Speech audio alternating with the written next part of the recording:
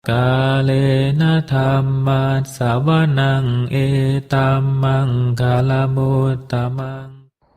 Part 31. Judul buku Bunga Rampai Ceramah Dhamma Retret Intensif Meditasi Satipatthana oleh Sayadaw U. Jatila di ISMC Bakom, Indonesia 1 Maret sampai 7 April 2020. Penerjemah Bahasa Indonesia saya Lei Wajiranyani. Penyunting Bahasa Indonesia Pyong Tet Mui. Perancang sampul dan foto sampul tim Yasati. Cetakan pertama Oktober 2022. Hak cipta copyright 2022 Yayasan Satipatthana Indonesia Yasati. Penerbit Yayasan Satipatthana Indonesia. Layanan pembaca Indonesia Satipatthana Meditation Center ISMC Jakarta, Jalan Nusaraya, Blok AA1, Nomor 1, Citra 1 Extension, Kalideres, Jakarta Barat, Indonesia. Indonesia Satipatthana Meditation Center, ISMC Bakom, Dusun Barulimus, Kampung Bakom, Kelurahan Cikancana, Kecamatan Sukaresmi, Kabupaten Cianjur, Puncak, Jawa Barat, Indonesia. Buku ini tidak diperjualbelikan, untuk dipersembahkan sebagai dana dhamma dari meditator dan umat Yasati dalam maupun luar negeri. Pada video ini saya akan membacakan bagian 31 atau part 31 dari buku ini dan merupakan bagian atau part terakhir dari pembacaan buku ini. Part 31 atau bagian 31 ini mengenai 3 kappa. Baiklah, kita mulai. Pada malam hari ini, Sayadaw akan membahas tentang 3 kappa, yaitu 1. Rokantara kappa, 2. Tatantara kappa, 3. Dubikantara kappa. Yang dimaksud dengan rokantara kappa, roka artinya penyakit, antara adalah antara, kappa artinya rentang kehidupan. Jadi pada satu rentang kehidupan seseorang, tiba-tiba ia jatuh sakit. Walaupun pada saat itu usianya masih muda, kesehatannya masih baik, semuanya masih baik. Tetapi karena penyakitnya, ia meninggal dunia. Inilah rokantara kappa. Jadi karena penyakit yang dideritanya, yang semestinya ia bisa mencapai usia 70-90 tahun, tetapi karena penyakitnya, ia tidak bisa menghabiskan rentang kehidupannya. Kadang-kadang, kematian karena penyakit ini menyerang beberapa orang, tetapi kadang-kadang menyerang banyak orang dengan penyakit yang sama, dan mereka harus meninggal. Kemudian, tatantara kappa. Tata maksudnya adalah pisau, senjata, peluru. Meskipun seseorang dalam keadaan baik-baik saja, sehat, bahagia, tiba-tiba karena pertengkaran dan senjata, orang itu terkena senjata dan meninggal dunia. Kadang-kadang, mereka saling membunuh satu dengan yang lainnya. Ini bisa terjadi pada sedikit orang, dan kadang-kadang kematian ini terjadi pada banyak orang. Yang selanjutnya adalah dubikantara kappa. Adalah kematian yang terjadi karena bencana kelaparan, tidak cukup makanan. Meskipun mereka baru berusia 9, 10, atau 12 tahun, masih sangat muda. Karena kekurangan makanan, mereka meninggal dunia. Kadang-kadang terjadi pada beberapa orang, kadang-kadang terjadi pada banyak orang. Jadi, rokantara kappa, kematian karena diterpa penyakit, tatantara kappa, kematian yang terjadi karena senjata, bisa terjadi pada sedikit orang, bisa juga terjadi pada banyak orang. Yang selanjutnya adalah Dubikan tara kappa, yaitu kematian yang terjadi karena bencana kelaparan.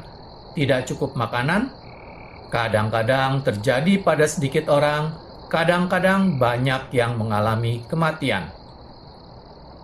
Sekarang kita memasuki abad ke-21. Kita berada di sini. Kita dilahirkan pada abad ke-20. Jadi, sekarang kita berada di abad ke-21.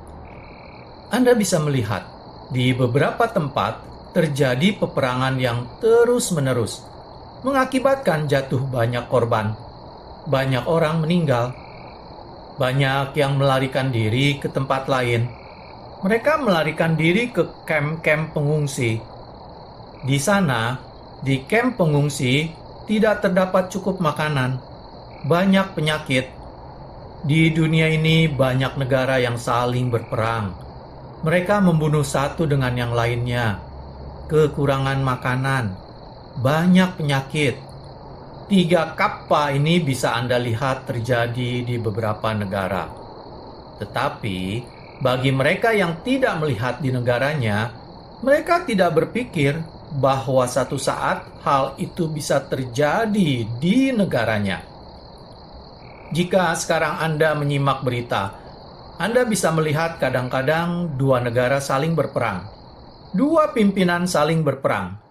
2 kelompok saling berperang untuk mendapatkan kebebasan. Bisa jadi kebebasan beragama atau ingin mendapatkan kemerdekaan. Saat ini, banyak sekali negara yang mengalami kemajuan di bidang teknologi. Banyak negara yang tidak melihat adanya bahaya dari serangan penyakit. Mereka berperang satu dengan yang lainnya. Kekurangan makanan di banyak negara memang tidak bisa melihat hal itu. Sekarang kita melihat tidak hanya terjadi di satu negara, tetapi menyebar ke penjuru dunia. Virus corona ini menyerang. Inilah Rokantara Kappa. Negaranya mungkin aman-aman saja. Tidak terjadi peperangan. Tidak kekurangan makanan. Tetapi tiba-tiba Rokantara Kappa datang. Tidak terjadi pada satu negara saja, tetapi terjadi di segala penjuru dunia. Di berita dikatakan bahwa lebih dari 70.000 yang meninggal dunia. Yang terinfeksi lebih dari 12 juta. Kali ini tidak hanya bisa dilihat di satu negara saja, tetapi ini terjadi di seluruh dunia. Ketika penyakitnya datang, kita melihat terjadi banyak kesulitan. Kesulitan ini terjadi karena karma. Ada yang memiliki karma baik, ada juga yang memiliki karma buruk. Virus corona ini dikatakan berawal di negara Asia, tetapi sekarang sudah menyebar ke banyak negara. Mungkin seseorang tidak boleh pergi ke suatu negara karena aku salah. Ketika penyakit itu muncul, lalu karena adanya aku salah juga, ia harus melihat peristiwa itu. Ada juga dikatakan bahwa ada orang yang memiliki peruntungan baik atau peruntungan buruk. Banyak sekali orang yang terbang bersama-sama berada di bandara bersama-sama. Mereka ada yang memiliki peruntungan yang baik, ada yang memiliki peruntungan buruk. Yang memiliki peruntungan baik tetap bisa pergi dengan aman. Pada zaman Buddha, ketika Buddha sedang berdiam di Jetawana di kota Sawathi, pada waktu itu ada kelompok biku yang datang untuk menghormat kepada Buddha. Mereka datang dari tempat yang berbeda. Dalam perjalanan menuju ke tempat Buddha, kelompok pertama berdiam di satu desa. Pada saat itu, para penduduk desa berkumpul mempersembahkan dana makan dan mendengarkan ceramah. Di tempat mereka berada, ada seorang wanita yang sedang memasak makanan di dapur. Tiba-tiba terjadi kebakaran yang berawal dari dapur, menyerang langit-langit, atap, dan yang lainnya. Api bermula dari dapur. Pada saat itu, banyak yang terbakar. Beberapa meletup sampai naik ke udara. Mungkin Anda pernah melihat, apabila kebakaran demikian besar, maka terjadi ledakan-ledakan dan banyak benda yang terlempar ke udara. Pada awalnya, api berasal dari dapur, tetapi kemudian ia membumbung ke udara. Pada saat itu ada seekor burung gagak. Burung yang berbulu hitam sedang terbang di udara. Tiba-tiba, api itu membumbung dari dapur ke udara, mengenai leher burung gagak itu. Meskipun ia sedang terbang di angkasa, tetapi sesuatu terjadi. Api itu menyerang sampai di lehernya, sehingga burung gagak itu jatuh ke tanah. Para biku sangat heran dengan apa yang terjadi. Api bermula dari dalam dapur, membumbung ke udara, dan api itu menyerang menuju leher burung gagak sampai burung itu meninggal dan jatuh ke tanah. Tidak seorang pun mengetahui kamma apa yang terjadi padanya. Mereka yakin bahwa Buddha mengetahuinya. Mereka memutuskan akan bertanya kepada Buddha ketika bertemu. Kemudian, kelompok yang lainnya datang mengunjungi Buddha, dan mereka datang ke sana menggunakan perahu yang besar. Pada waktu itu, terjadi sesuatu yang tidak menyenangkan di lautan. Pada zaman dahulu, jika ada kekuatan karma buruk yang berbuah, penumpang dalam kapal itu akan mengambil lotre. Siapa yang mendapatkannya akan dilempar ke lautan, agar kapal tidak hancur di lautan. Pada waktu itu, lotre ini pada putaran pertama terambil oleh istri kapten kapal. Jadi ia harus dilempar ke laut. Kapten kapal berduka. Karena itu, diadakan undian lotre yang kedua. Dan untuk yang kedua kalinya, istri kapten kapal yang mendapatkannya. Kemudian diulang sekali lagi. Dan untuk yang ketiga kalinya, yang mendapatkan undian adalah istrinya lagi. Oleh karena itu, kapten kapal tidak bisa berbuat apapun. Seperti kepercayaan pada zaman itu, maka wanita tadi harus dilempar ke laut. Dan akhirnya wanita itu memang dilempar ke lautan. Para biku sangat sulit mempercayai kejadian itu. Walaupun itu dikatakan sebagai lotre keberuntungan, lucky draw, tetapi wanita tadi betul-betul tidak beruntung. Untuk 3 kali putaran ia selalu mendapatkan nomor itu. Sehingga akhirnya ia harus meninggal dengan dibuang ke lautan. Kelompok biku itu akan bertanya kepada Buddha, "Aku salah wipaka apakah yang wanita itu harus terima?" Kemudian kelompok biku yang ketiga. Dalam perjalanan menuju ke tempat Buddha, mereka berhenti di satu wihara dan minta izin menginap. Mereka diizinkan. Dan dikatakan bahwa di sana di gunung ada gua. Di sana ada 7 tempat tidur. Para biku boleh tinggal di sana. Kemudian para biku tinggal di sana. Tetapi ketika mereka sudah berada di gua itu, tiba-tiba ada batu karang yang runtuh dan batu karang ini menutupi pintu gua. Penduduk desa tidak bisa menggeser batu karang tadi, sehingga para biku harus tinggal di dalam gua selama 7 hari tanpa ada air sedikit pun. Setelah 7 hari berlalu, batu karang itu tersingkir dan gua itu terbuka lagi. Mereka saling bertanya, "Aku salah apakah yang harus mereka pertanggungjawabkan?" Ketika nanti sampai kepada Buddha, mereka akan menanyakan tentang hal itu. Wipaka apakah yang mereka terima ketika mereka berada di gua? Ada karang besar runtuh menutupi pintu gua, dan mereka harus tinggal di sana selama 7 hari tanpa air. Ketika kelompok itu akhirnya sampai di tempat Buddha, mereka masing-masing menceritakan apa yang terjadi. "Aku salah wipaka apakah yang harus dipertanggungjawabkan oleh gagak yang terbakar oleh api?" seorang wanita yang terpaksa harus dibuang ke laut karena undian yang didapat. Kelompok 7 orang biku harus berdiam di gua selama 7 hari. Mereka masing-masing menanyakan hal itu kepada Buddha. Ketika mereka bertanya kepada Buddha, dan Buddha mengatakan, "Baik, saya akan menjawab pertanyaan pertama dulu. Akusala kama apakah yang dimiliki oleh burung gagak tadi?" Buddha menceritakan bahwa di kehidupannya yang lampau, gagak ini adalah seorang petani yang bekerja di sawah.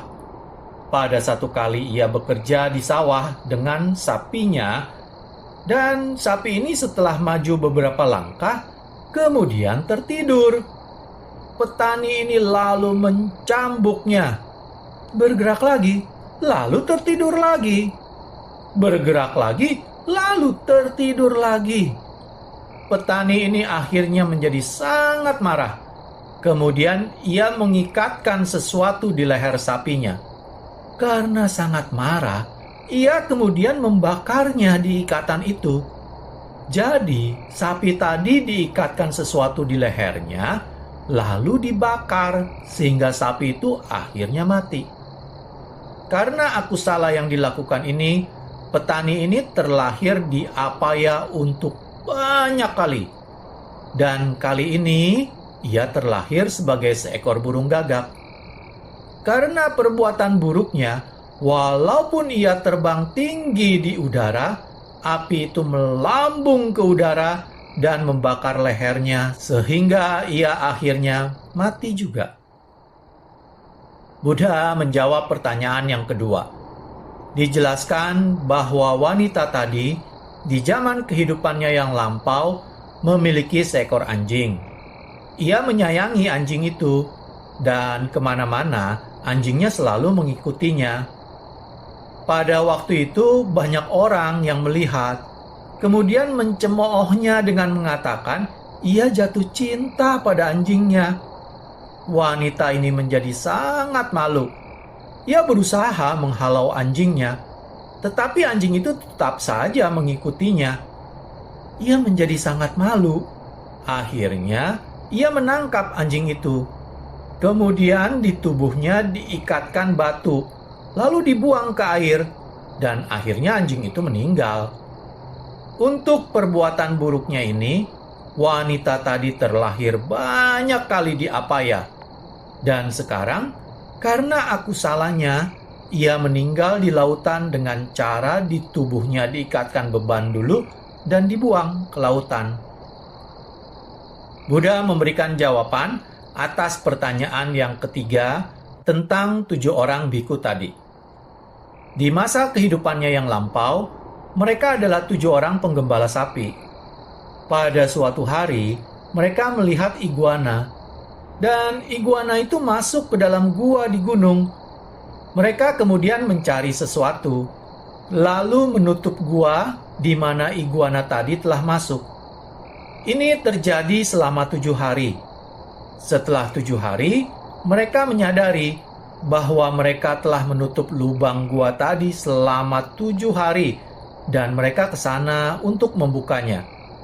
Ternyata iguana tadi tidak mati, tetapi sangat lemah. Mereka merasa kasihan dan melepaskan iguana tadi. Mereka tidak membunuh iguana tadi dan melepaskannya. Karena mereka tidak membunuh, maka mereka tidak terlahir di alam apaya. Tetapi di banyak kali kehidupan, mereka terperangkap, tidak cukup makan selama 7 hari. Dan sekarang, walaupun mereka terlahir sebagai biku, tetapi karena akusala yang dimiliki ketika mereka mau tinggal di gua, tiba-tiba ada batu karang besar yang runtuh dan menutup pintu gua selama 7 hari tanpa makanan, tanpa air. Karena mereka pada waktu itu tidak membunuh, akhirnya setelah 7 hari, batu karang itu terlempar. Pintu gua terbuka. Ini semua adalah karena karma buruk mereka. Aku salah mereka. Kemudian, Buddha memberikan ceramah yang tertulis dalam Dhammapada. Terjemahannya kira-kira tidak di udara, tidak di tengah lautan, dan tidak di puncak gunung. Di dunia ini tidak ada tempat di mana Anda bisa melarikan diri dari akibat akusala kamma Anda. Oleh karena itu, kita melihat di dunia manusia ini banyak sekali perbedaan. Kita bisa melihat dalam kehidupan manusia ada yang hidup sehat-sehat saja sampai berusia 80, 90, atau bahkan 100 tahun. Ada yang meninggal karena penyakit, senjata, atau bencana kelaparan, atau kekurangan makanan. Beberapa mungkin meninggal karena terjadinya kecelakaan pesawat terbang, mobil, atau motor. Juga bisa meninggal karena kebakaran. Ada juga yang saling membunuh. Memang ini sulit untuk dipercayai. Saya mau menceritakan, 7 tahun yang lalu terjadi gempa yang kuat. Karena gempa ini ada satu apartemen 5 lantai yang runtuh rata dengan tanah.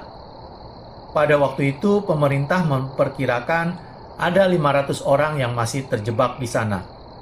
Karena jam terjadinya gempa adalah sudah pada jam kerja, pada saat itu ada salah satu keluarga yang beranggotakan 4 orang. Sebelum gempa terjadi, ibu dari keluarga itu pergi meninggalkan apartemen karena ia ingin menjadi relawan di wihara untuk memasak. Suaminya juga keluar karena ia adalah seorang pengemudi taksi. Kemudian 2 orang putra mereka tinggal di rumah. Pada waktu itu, karena lapar, mereka pergi ke dapur dan makan di sana. Dan saat itu, terjadilah gempa dan apartemen itu runtuh. Karena mereka berada di dapur, mereka masih ada makanan dan air. Mereka terjebak di Mereka terjebak di reruntuhan itu selama 2 minggu. Pada saat itu, tim penyelamat sudah hampir menyerah. Tetapi tiba-tiba mendengarkan sesuatu seperti tanda-tanda ada yang masih hidup. Dan 2 bersaudara ini masih hidup. Mereka mengatakan, karena mereka berada di dapur, tersedia makanan dan air untuk beberapa hari mereka bisa minum. Ketika sudah tidak ada air, mereka terpaksa meminum urin mereka sendiri, tetapi mereka tetap bertahan hidup. Walaupun apartemen berlantai 5 ini telah runtuh. Mereka menceritakan pada waktu itu terdengar tangisan dan orang berteriak-teriak meminta tolong. Kemudian ada yang memukul-mukul sesuatu. Tetapi setelah 3 hari, tidak terdengar lagi suara meminta tolong ataupun suara tangisan. Kemudian berselang 5-10 hari, mulai tercium bau busuk. Keluarga ini, ibunya meninggalkan apartemen karena menjadi relawan dhamma di wihara. Ayahnya keluar dari apartemen karena harus bekerja sebagai pengemudi taksi. Dan 2 orang putra mereka berada di dapur. Setelah kejadian itu, kita bisa betul-betul menghargai kehidupan ini. 2 minggu berada di dasar reruntuhan. Anda mungkin juga mendengar cerita seperti ini. Bagaimana kamma baik dan kamma buruk ini ketika bencana terjadi, apakah karena penyakit, senjata, ataupun kelaparan. Dalam kitab Pali dijelaskan, ketika kita memiliki kekuatan kebaikan, memiliki kusala, kita terlahir sebagai manusia. Karena banyaknya akusala kita, banyaknya lobha, dosa, dan moha menjadikan seseorang miskin moralitasnya. Anda bisa melihat orang yang kuat lobha, dosa, dan mohanya. Ketika roh kantara datang, tatantara datang, dan dubikantara datang, ini semua terjadi karena kuatnya lobha, dosa, dan moha. Karena kita memiliki kusala, kita bisa memiliki kehidupan yang baik. Tetapi karena akusala kita, karena lobha, dosa, dan moha, akan menghancurkan kehidupan yang baik ini. Kehidupan manusia demikian beragam, karena kuatnya lobha, dosa dan moha. Bisa terjadi meninggal karena penyakit, senjata, ataupun bencana kelaparan. Di zaman Buddha di Vesali, ada bencana kelaparan, kekurangan makanan, sehingga menyebabkan bencana penyakit menyusul. Setelah itu terjadi banyak kematian dan banyak makhluk yang datang makan. Pada waktu itu, Raja Vesali memutuskan untuk mengundang Buddha. Kemudian Buddha datang ke sana bersama 500 orang bhikkhu. Lalu Buddha mengajarkan pada Bante Ananda Ratana Sutta. Kemudian Bante Ananda mengucapkan ujaran Ratana Sutta ini untuk mengatasi bencana yang ada. Ketika terjadi bencana, kita memanjatkan Ratana Sutta. Ratana Sutta sesungguhnya dimulai dari kalimat Iyanida Bhutani Samagatani dan seterusnya. Tetapi yang kita baca mulai dari penjelasannya. Karena Buddha memiliki banyak parami, karena kekuatan cinta kasih Bante Ananda, bencana bahaya itu bisa menyingkir. Kita membacakan ujaran itu untuk mengatasi bencana, tetapi tidak hanya membaca ujaran saja. Kita harus memiliki sila atau moralitas yang baik. Kita harus mengembangkan metta dan juga harus mengembangkan samadhi. Jika hanya membacakan ujaran saja, tetapi kita dikuasai oleh lobha, dosa, dan moha, maka akan sangat sulit untuk mengatasi 3 bencana tadi. Dalam kitab bahasa Pali dijelaskan tentang 3 bencana tadi, yaitu karena wabah penyakit, senjata, bencana kelaparan. Banyak orang yang meninggal karena terjadinya bencana itu. Ketika bencana itu terjadi, kita bisa melihat kekuatan kama baik atau kama buruk yang kita miliki. Kalau kita memiliki kama baik, kita bisa terselamatkan dari bencana itu. Misalnya ada penumpang pesawat terbang, kecuali 1, semuanya terinfeksi oleh penyakit. Ini terjadi karena kama baik dan kama buruk. Kita bisa melihatnya. Kita bisa melihat hal itu. Betapa menakjubkannya kama. Oleh karenanya, kita harus selalu berusaha untuk menambah kekuatan kusala, dan kita harus menyingkirkan aku salah. Sadhu, sadhu, sadhu. Demikianlah berakhir sudah saya membacakan part 31 atau bagian 31 dari buku ini, yaitu 3 kapa. Selanjutnya, saya akan membacakan riwayat hidup Sayadaw U Zatila. Sayadaw U Zatila lahir pada tanggal 29 Agustus 1965 di dataran tinggi Burma dengan orang tua bernama Bapak dan Ibu Tun Nyaing. Beliau ditahbiskan sebagai seorang samanera pada usia 9 tahun, 1974, di kampung halamannya.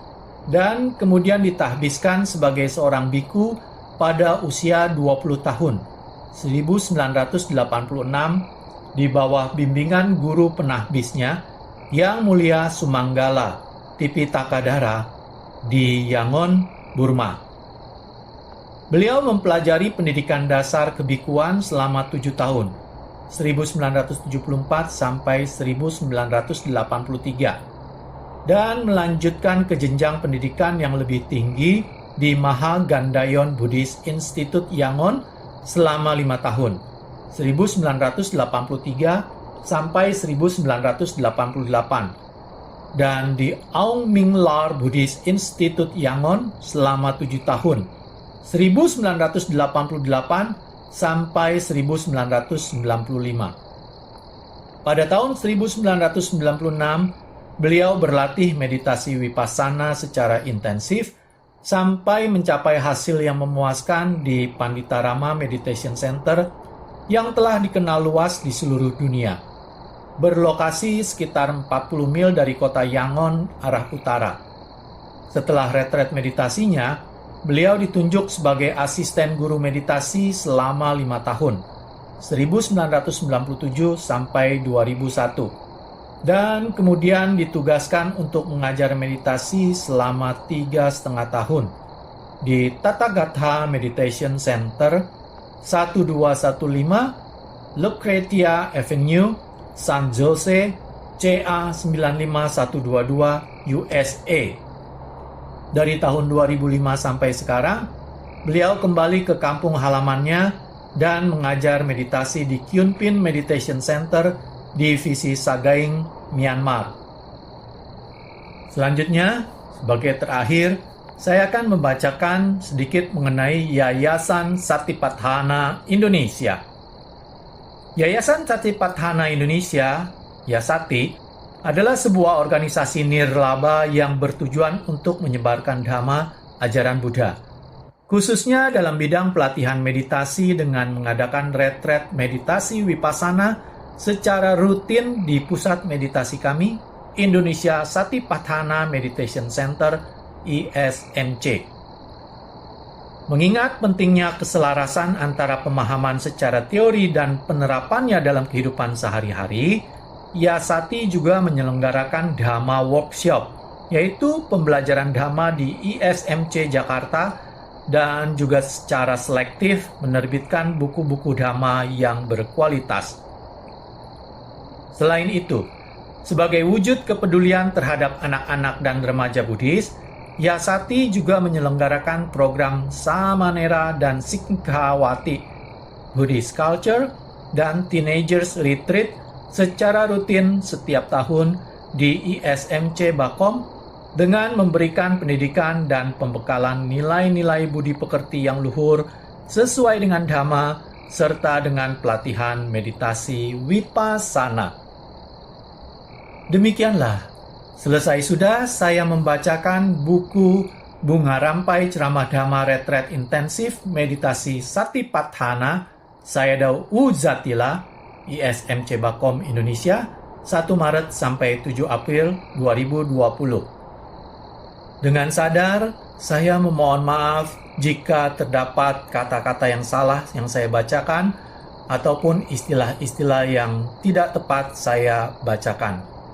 Semoga dengan pembacaan buku ini dan setelah Anda mendengarkannya, Anda akan mendapatkan kebijaksanaan Anda bertambah. Terima kasih. Kalena dhamma savanang etamang kalamutamang